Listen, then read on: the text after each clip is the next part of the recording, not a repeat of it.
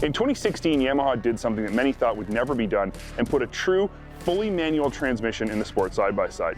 Now the YXZ was something no one else had even attempted, and it proved a lot of very interesting points. First and foremost was that a manual gear-on-gear transmission feels completely different than a CVT and gives the driver a far more connected to the car experience. It also proved that CV belt transmissions rob a pretty significant amount of horsepower.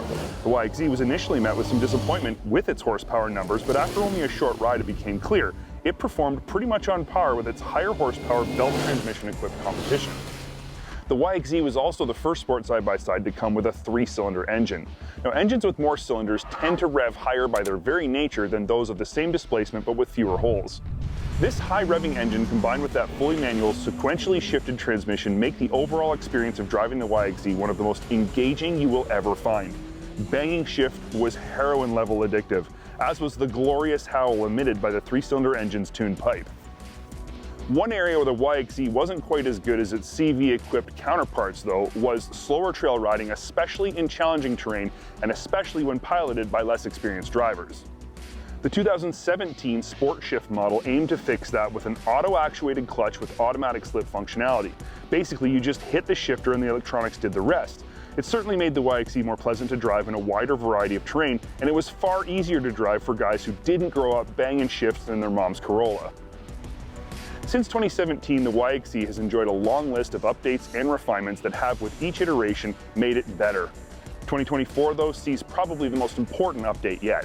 This season, Yamaha tossed the YXZ's traditional 5-speed transmission and replaced it with a new, close-ratio 6-speed unit.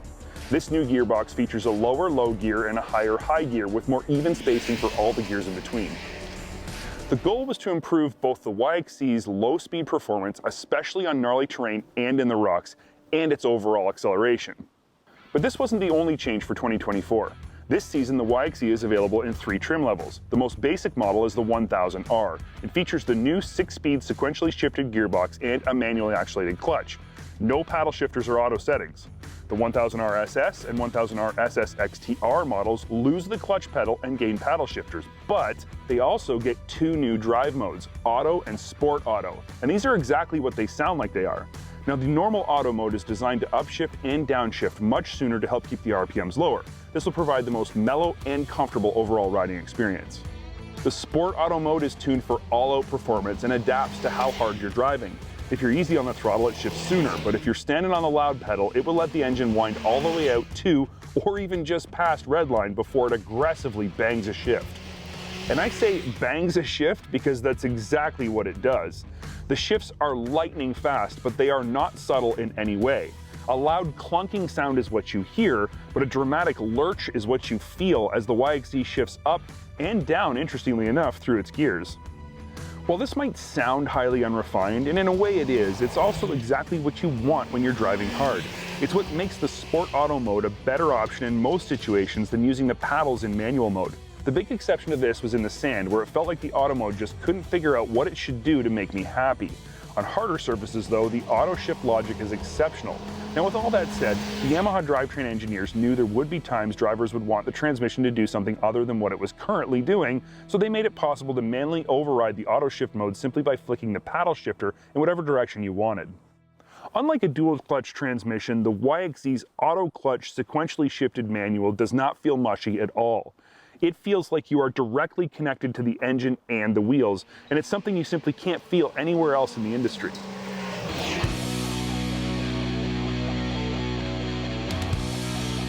Clearly, I'm pretty stoked about the YXZ1000R SS's powertrain, but what about the rest of the vehicle? Well, it's really a bit of a mixed bag. I like so much about it, but it also comes with some caveats. For instance, the AA-arm front suspension yields 16.2 inches of travel, and the AA-arm rear suspension, with its unique design intended to mimic a trailing arm setup, offers up 17 inches of travel. All 4 corners are damped by a set of fully adjustable Fox 2.5 Podium RC2s with dual rate springs that feature adjustable crossovers. Now, these specifications are more than adequate for the 1000cc naturally aspirated sport side-by-side class, and this suspension is highly tunable and does work great in all kinds of conditions. Small and medium-sized bump compliance is excellent, as is big bump bottoming resistance. On flatter, high-speed corners, the chassis feels planted and stable, but running through big whoops like you find in the desert at high speed shows the difference between a double arm rear suspension that's trying to be trailing arms and a true trailing arm rear suspension. In these conditions, the back end tends to get loose and more than a little bit sideways. Take the YXZ1000R SS into the rocks though, and its suspension displays excellent articulation and keeps the chassis completely stable. Now this thing might only be 64 inches wide, but it feels like it's a lot wider than it is. Now the YXZ style is still very aggressive and it's still a great looking side-by-side, but if I'm being honest, it's looking dated.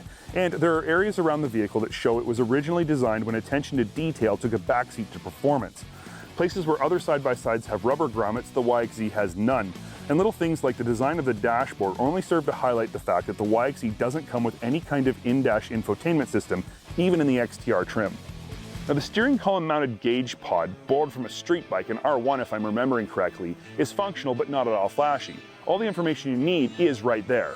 But the digital portion of the display is small, not customizable, and lacks any color. Now the analog tachometer is definitely cool though, and even if the gauge gets updated, I'd love to see the YXZ retain the analog tach and separate shift light. The YXZ1000R SS EPS we have here is sort of the base auto shift model.